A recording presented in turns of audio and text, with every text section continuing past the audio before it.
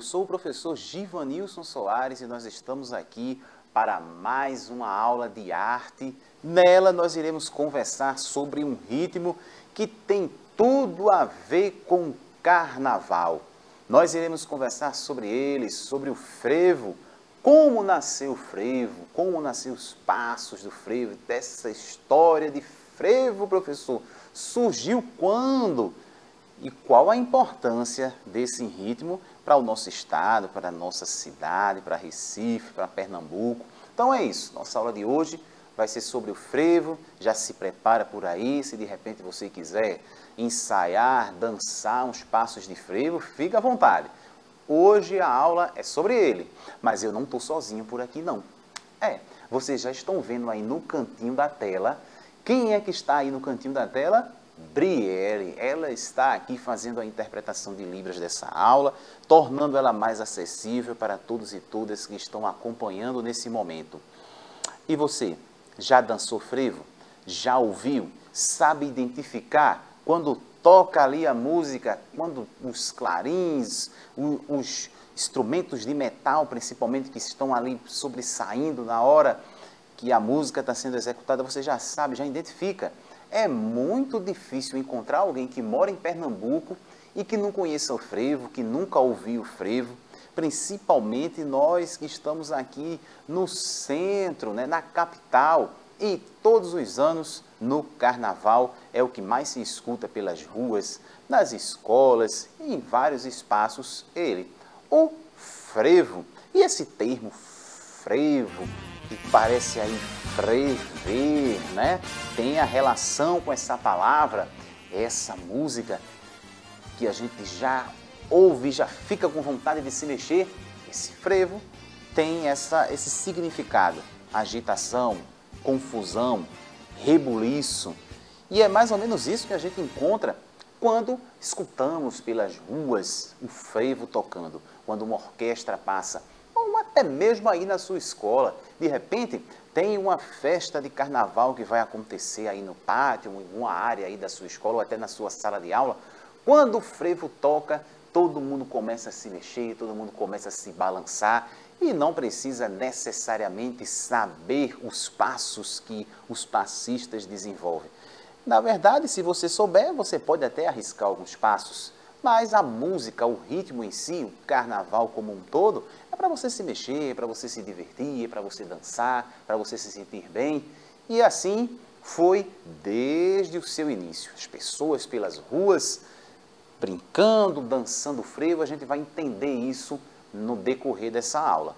É uma data importante, Dia 14 de setembro é o Dia Nacional do Frevo.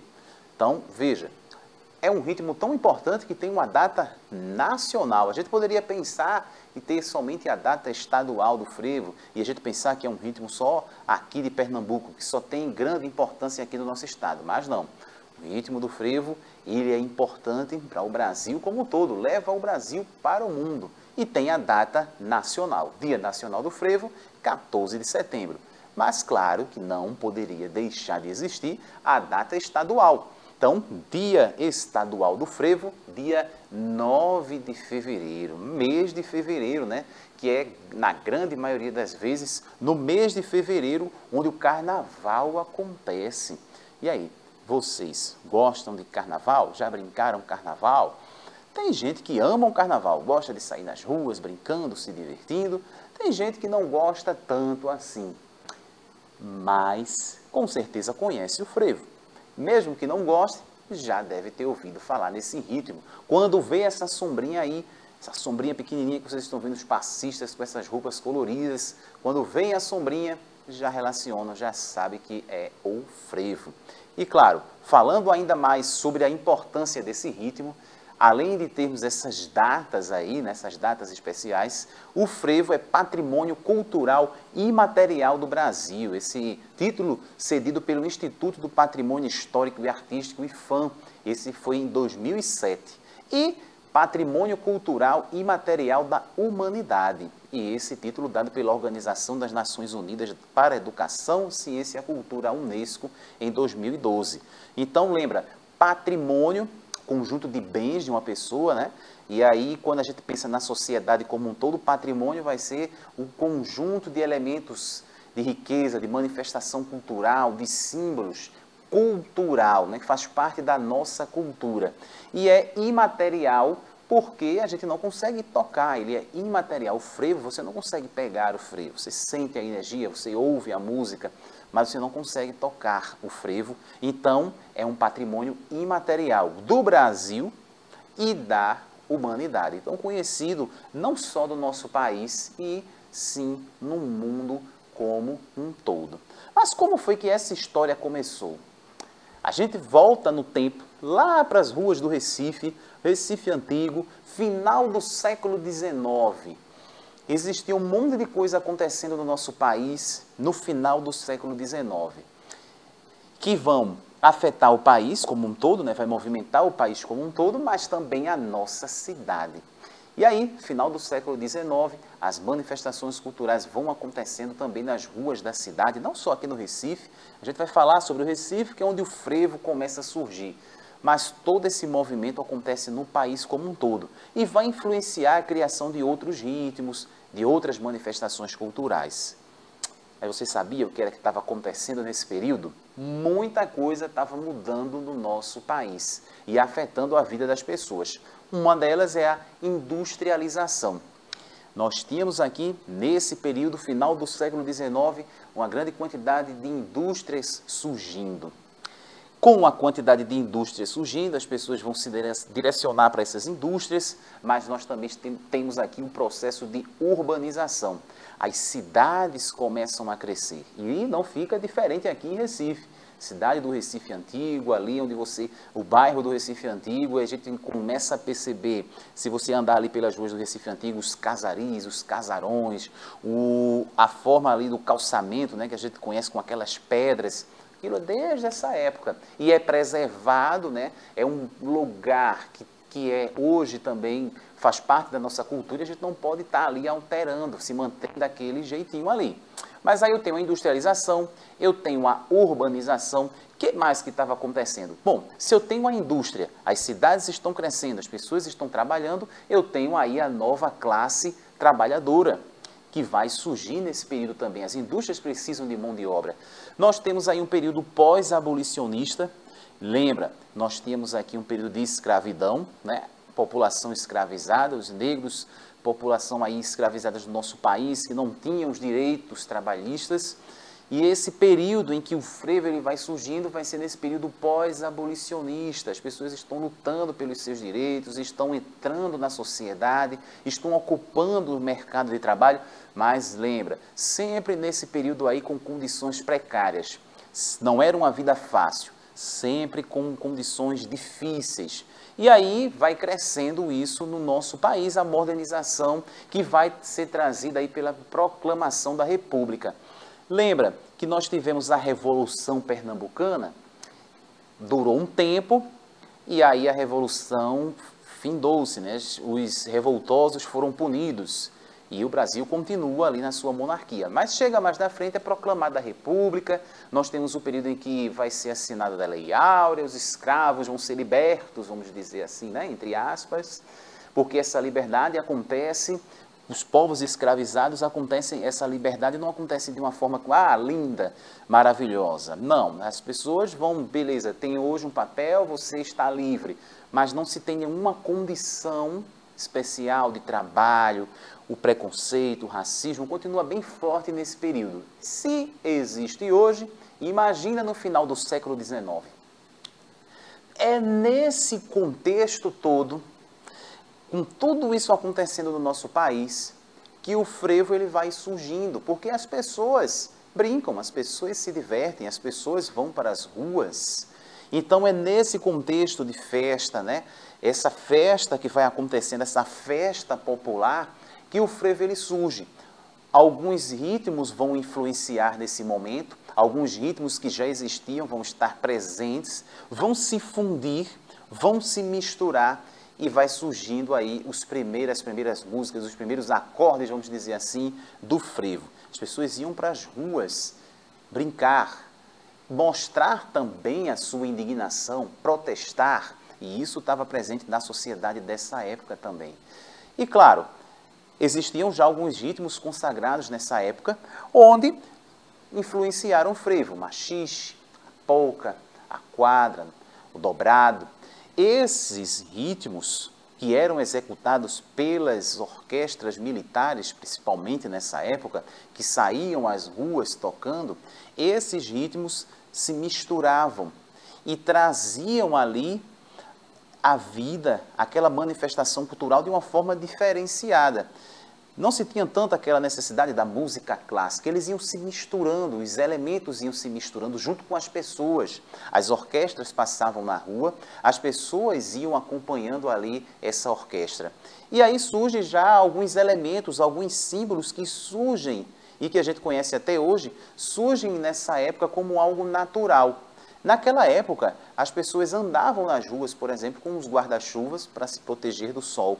E ali mesmo a orquestra ia passando e elas iam junto com aquela sombrinha, com aquela guarda-chuva ali para o meio da festa, que servia como um suporte na dança, mas também servia como uma arma. Existiam os grupos rivais nesse momento. E é aí que essas marchas militares que saem nas ruas tocando e as pessoas atrás dançando, brincando, e como existia o rivalismo ali entre os grupos, e aí surgem a presença nesses momentos dos capoeiras, os capoeiristas, que estavam junto ali dessas orquestras, fazendo os passos que a gente já conhece, né? Os passos da capoeira, os movimentos da capoeira que vão se tornar em algum momento os passos do frevo, porque a musicalidade é diferente. E eles estavam ali como meio de proteger aquela orquestra que estava fazendo o som atrás. Eles saíam na frente.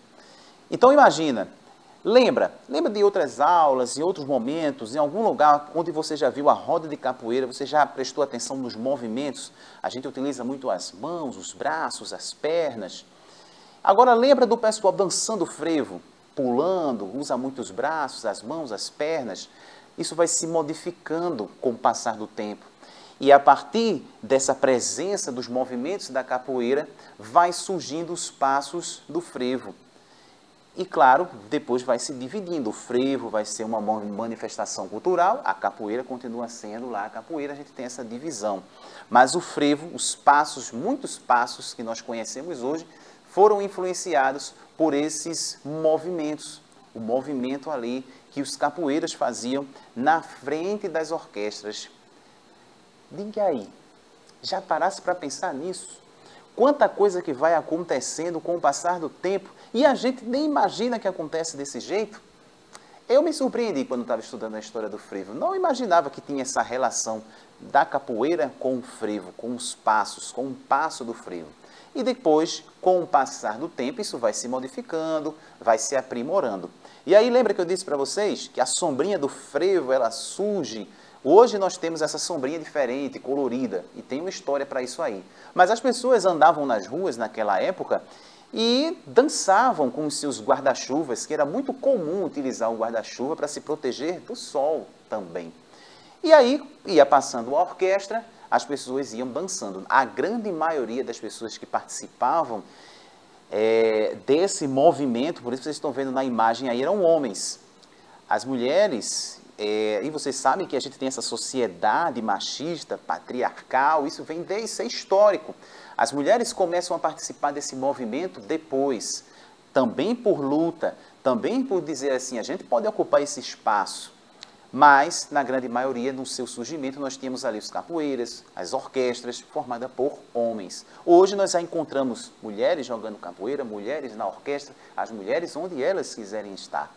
Elas vão estar nos espaços que elas quiserem ocupar. E todo esse contexto que a gente tem, essa dificuldade para aceitação, isso é um contexto histórico. E aí nós temos o guarda-chuva, né? A presença do guarda-chuva, que era chamado também aí chapéu de sol. E tem um trechinho da letra de Capiba que ele diz assim, ó, de chapéu de sol aberto pelas ruas eu vou, a multidão me acompanha, eu vou e venho para onde eu não sei, só sei que carrego alegria para dar e vender. Então, quando ele diz de chapéu de sol aberto, na verdade ele está falando do guarda-chuva, andando pelas ruas, se divertindo, sem ter um destino, certo. Para onde o som levar, ele vai e vai levando alegria para dar e vender. E aí essa sombrinha menor que a gente conhece hoje vai ser influenciada, trazida pelo Nascimento do Paço, Francisco Nascimento Filho, na década de 60. Ele diminuiu o tamanho das sombrinhas, dos guarda-chuvas, para fazer com que as crianças pudessem aprender de forma mais fácil os passos do frevo. Então, com um guarda-chuva muito grande, vocês sabem que tem alguns movimentos onde passa-se a sombrinha por baixo das pernas. E aí, claro, as crianças menores, como era que fazia isso com uma sombrinha muito grande? Ele começou a cortar, diminuir o tamanho da sombrinha. E aí, numa figura muito importante para o frevo, ele catalogou os passos e ensinava isso para as pessoas, Nascimento do Paço. Mas tem também a história por ela ser colorida. Nas décadas de 70 e 80, ações do governo do estado para incentivar o turismo levaram as sombrinhas, as cores da bandeira de Pernambuco e começou a distribuí-las. Então, nessa época de 70, 80, houve uma campanha para difundir o frevo, difundir o carnaval e a sombrinha como esse símbolo. Então, eles começaram a construir as sombrinhas menores e colocaram na sombrinha as cores da nossa bandeira e distribuíram. E foi um sucesso. Obviamente, a sombrinha hoje é um dos símbolos marcantes aí do frevo. Quando você vê a sombrinha em algum lugar, você já lembra do frevo. Entendeu como a história ela vai se interligando, como tudo vai sendo construído? Então hoje, se você sai nas ruas, se você tem um frevo aí na sua escola, ele está tocando, porque ele tem uma relação direta com a história também, a história do carnaval. E a história que não acontece de forma isolada, é influenciada por tudo que acontece ao redor. Então o processo de industrialização, o pós-abolicionismo, tudo isso aconteceu e influenciou essa manifestação cultural. Então, quando a gente fala em arte, quando a gente fala na história, está tudo relacionado. Frevo, será que tem mais coisa por aí? Tem. Hoje nós temos grupos que revivem também, que fazem um contexto histórico do surgimento do frevo, um dos grupos importantes aqui no nosso estado, Guerreiros do Paço, Projeto Frevo na Praça. Eles fazem essa releitura dos antigos carnavais. Hoje é muito comum as pessoas estarem com as roupas coloridas, tem uma roupa, tem uma forma de dançar. Mas, quando ele surge lá no passado, as pessoas não tinham uma roupa especial para ir acompanhar lá as orquestras. Elas iam com as roupas que elas estavam naquele momento mesmo. Saíam, largava de um emprego, largava do trabalho e ia acompanhando as orquestras. Depois, com o passar do tempo, isso vai se modificando, obviamente. Mas era assim, as roupas que as pessoas vestiam na época eram as roupas que elas saíam. Com o passar do tempo, né, processo vai acontecendo, aí vão trazendo mais cores, a roupa vai ficando mais colorida, tudo vai se modificando. Mas aí existe também a possibilidade, se você quiser aprender, aqui na cidade do Recife, nós temos pessoas que ensinam, nós temos oficinas, nós temos a Escola Municipal do Frevo, onde você pode aprender os passos do frevo, aprender um pouco mais da história do frevo. E se você quer saber mais um pouquinho, aprofundar mais, mergulhar num espaço que respira o frevo, você pode vir aqui para o centro da cidade do Recife, ali na Praça do Arsenal, existe lá o Paço do Frevo. Você também pode visitar, conhecer um pouquinho da história, tem lá os estandartes de grupos antigos, tem os tipos do frevo também, que nem dá tempo de falar nessa aula de hoje, a gente teria que ter uma próxima aula, porque tem estilos e tipos de frevos, de frevo diferente também, frevo de rua, frevo de bloco, qual a diferença desse? Então, com certeza a gente vai conversar isso numa próxima aula, mas você pode conhecer, vivenciar na prática, visitando aí o Paço do Frevo. E aí eu te pergunto, depois de entender um pouquinho da história, de saber um pouquinho mais sobre o frevo, deu vontade de dançar e aprender algum passo de frevo? Quando você ouve, já sabe dançar, já sabe fazer algum passo de frevo? E aí, dá aquela vontade de dançar ou não dá? Responde para mim. O que você vai fazer? Você vai começar agora a pensar e pesquisar alguns passos do frevo. E numa próxima aula, hoje não vai dar tempo mais, a aula já está finalizando. Numa próxima aula, nós vamos fazer juntos. Eu sou horrível na dança, não sei dançar. Mas vou tentar, vou pesquisar também, vou fazer minha pesquisa daqui e ver se eu consigo fazer junto com vocês alguns passos do frevo, para a gente ensaiar, melhorar cada vez mais e aproveitar o carnaval que já está batendo na porta e obviamente que eu não vou ficar de fora. A gente vai junto nessa, beleza? Mas a mãozinha já subiu ali por trás da câmera, significa dizer que a aula já encerrou. Eu vou ficando por aqui, mas com certeza a gente se encontra na próxima. Tchau, tchau!